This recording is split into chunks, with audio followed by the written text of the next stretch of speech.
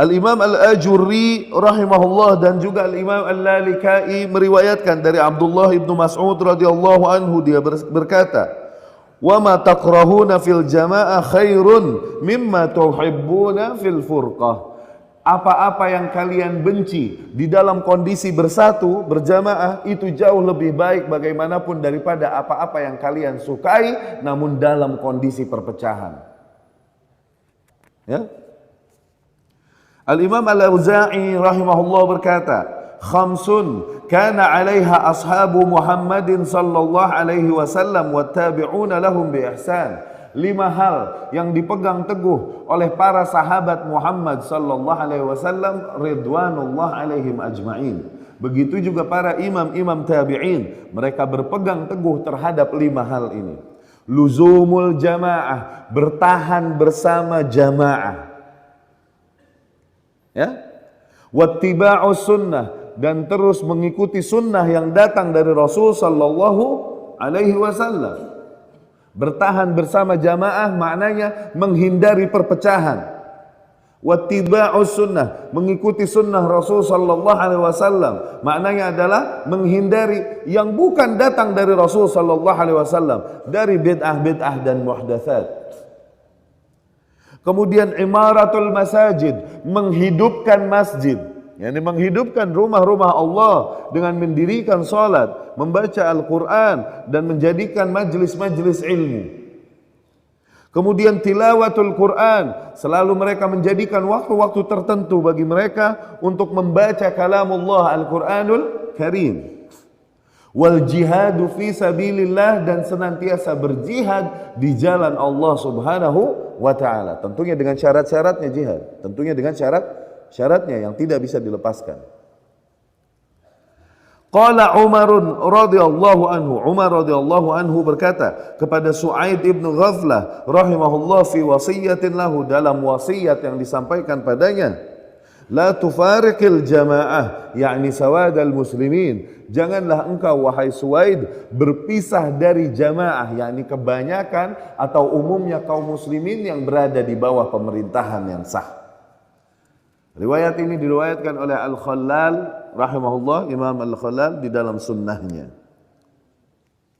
Kemudian dapat kita ketahui bahwasanya dengan berpecah, dengan mengkritisi atau memberontak terhadap pemimpin yang ada yang melakukan kemungkaran, maka demi Allah yang terjadi hanya kemungkaran yang jauh lebih besar, kerusakan yang jauh lebih besar daripada kerusakan dan kemungkaran yang dilakukan oleh pemimpin itu sebelumnya. Sebagaimana dapat kita ketahui di peristiwa Al-Harrah pada zaman Yazid bin Muawiyah rahimahumullah. Al-Harrah ini peristiwa pada sebuah tempat di dekat Madinah. Ya, ketika sebuah kaum berontak terhadap kepemimpinan Yazid rahimahullah, ya kan, dan mengangkat khalifah baru selain di luar kuasa yang berjalan dari Yazid rahimahullah. Hal tersebut terjadi pada tahun 63 Hijriyah. Ya, dikarenakan apa? Ahlul Madinah, penduduk Madinah, khala'u bai'atahum an Yazid bin Muawiyah. Mereka melepaskan baiat mereka untuk taat kepada Yazid bin Muawiyah. Jadi ceritanya kasus ini adalah setelah meninggalnya Husain radhiyallahu anhu. Husain yang keluar memberontak, kemudian akhirnya mesti terjadi yang terjadi, ma'al asaf. Akhirnya Abdullah ibn Zubair setelah terbunuhnya Husain pun mengangkat dirinya sebagai khalifah di Mekah. Nah, kemudian beberapa para pengikutnya di Madinah mengangkat diri mereka sebagai apa? Aku adalah walinya Abdullah ibn Zubair di Madinah. Demikian. Ini fitnahnya Abdullah ibn Zubair radhiyallahu anhum ajma'in. Ini kekeliruan yang terjadi, yang Allah jadikan pada mereka agar kita kaum yang setelahnya mengambil pelajaran. Jangan hal-hal demikian membuat mengurangi hormat kita kepada golongan sahabat atau salah satu di antara para sahabat. Sebagaimana terjadi pada zaman Rasulullah sallallahu alaihi wasallam zina. Terjadi enggak? Pada zaman Rasul zina sehingga mesti dirajam atau dicambuk, terjadi enggak pada zaman Rasul sallallahu alaihi wasallam? Dilakukan oleh muslim enggak? Maka muslim yang melakukan zina tersebut adalah sahabat Rasul sallallahu alaihi wasallam. Bolehkah kita mengurangi kehormatan kita kepada mereka yang terjerumus dalam kekeliruan itu? Mereka tetap sahabat Rasul sallallahu alaihi wasallam. Allah jadikan memang peristiwa-peristiwa demikian di kaum terdahulu dengan hikmah yang sangat besar. Ini yang disebut dengan hikmah tasyri', hikmah pembentukan syariah, penyempurnaan pelajaran Allah kepada kaumnya, kepada hambanya. Diadakan kekeliruan-kekeliruan itu di barisan sahabat memang dengan tujuan agar kita yang datang setelahnya tahu apa yang harus dilakukan kalau terjadi kekeliruan demikian. Bukankah terjadi pemotongan tangan dari pencuri pada zaman Rasul? Terjadi gak? Dilakukan oleh muslim, berarti itu muslim sahabat Rasul juga dong. Sallallahu alaihi wasallam ridwanullah alaihim ajmain. Bolehkah kita mengurangi kehormatan kita terhadap mereka karena kasus yang terjadi demikian? La, awas. Allah jadikan ini pada mereka, hikmahnya adalah untuk pelajaran yang besar bagi kita kaum yang datang setelahnya, para pengikut Rasul sallallahu alaihi wasallam. Demikian pula kekeliruan yang dilakukan bahkan oleh cucu Rasul sallallahu alaihi wasallam, yaitu Husain ibnu Ali ibnu Abi Thalib, yang keluar memberontak terhadap Yazid bin Muawiyah.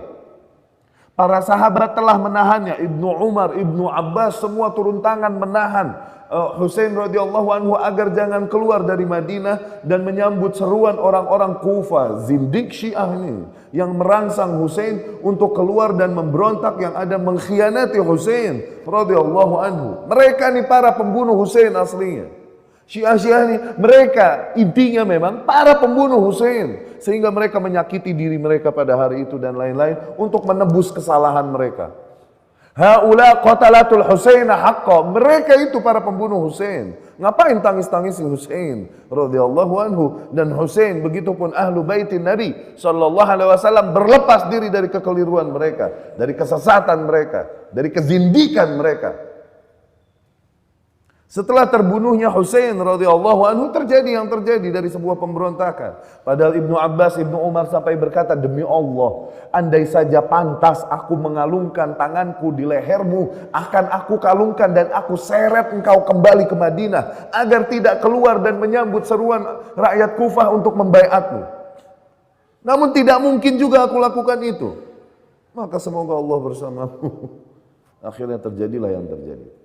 Setelah terbunuhnya Husain, Abdullah ibnu Zubair mengangkat dirinya di Mekah sebagai khalifah. Nah, mulai fitnah kedua. Nah, beberapa anak buahnya Abdullah ibnu Zubair di Madinah mengangkat dirinya dan berkata, aku walinya Abdullah ibnu Zubair. Sehingga Yazid bin Muawiyah mesti menumpas pemberontakan ini. Terjadilah perang di dekat Madinah. Di Madinah udah di Harrah. Oke? Perang ini dikenal dengan nama Waqi'ah Al-Harrah. Tayyib. Nah, kisahnya demikian. Hal ini terjadi dikarenakan penduduk Madinah melepaskan baiat mereka dari Yazid bin Muawiyah rahimahumullah. Ketika mereka mendengar kerusakan-kerusakan dan kezoliman-kezoliman yang dilakukan oleh Yazid bin Muawiyah. Mereka nggak terima kalau pemimpin kayak gini. Akhirnya mereka melepaskan baiatnya. Oke? Fa'ammara al-ansar alaihim Abdullah ibn Hanzalah ibn Abi Amir wa ammara al-muhajiruna alaihim Abdullah ibn Muti'. Abdullah ibn Hanzalah dan Abdullah ibn Muti' ini al-Adawi rahimahumullah, ketika mendengar kerusakan yang dilakukan oleh Yazid bin Muawiyah, dia bergerak menyeru rakyatnya, kemudian dia melepas imamah. Imamah yang udeng-udeng itu, imamahnya, dan dia berkata di hadapan para rakyat Madinah, aku melepaskan baiatku dari Yazid sebagaimana aku melepaskan imamahku ini, aku lempar. Akhirnya yang lain pun mengikutinya dengan melempar imamahnya. Sebagian mengikutinya dengan melempar sendalnya. Aku melepaskan baiatku dari Yazid sebagaimana aku melepaskan sendalku ini. Akhirnya di kota Madinah ketika itu terkumpullah benar-benar banyak imamah dan sendal nganggur. Tuh. Kalau ada ente diambil, dijual lagi tuh. Pada saat itu terjadi. Ya. Akhirnya Yazid ibnu Muawiyah rahimahullah mengirimkan komandan pasukannya yaitu Muslim ibnu Uqbah, ya kan, dengan banyak tentara untuk menghancurkan mereka, untuk menghancurkan pemberontakan tersebut. Mau nggak mau, rezim begitu. Ketika melihat pemberontakan yang terjadi, jangan didiemin. Susah. Berjalannya negara dengan tertib susah. Di mana beli mic begini, ntar nyala, ntar hidup. Beli yang kayak gini gimana? Ntar nyala, ntar mati. Nggak berjalan dengan baik nanti negara. Kalau misalnya ada sebuah kelompok yang bikin ribet yang kayak gini, maka di dalam syariat Islam yang kayak gini dinasehati, diseru untuk kembali. Masih nggak mau juga kasih waktu, beberapa waktu, kasih 3 hari, masih juga nggak mau, tumpahkan darahnya. Ini bughat namanya. Oke? Namanya bughat.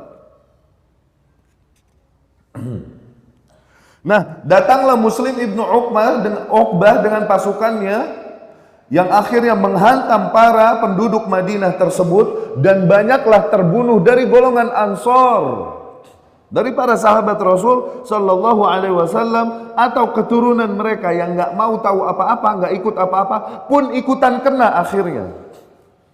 Wadhahaba Ibnu Umar, suatu hari sebelum peperangan ini terjadi, Ibnu Umar ketika mendengar Abdullah ibnu Muti' al-Adawi dan lain-lain berontak terhadap Yazid, Abdullah ibnu Umar radhiyallahu anhu menghampiri mereka di markasnya.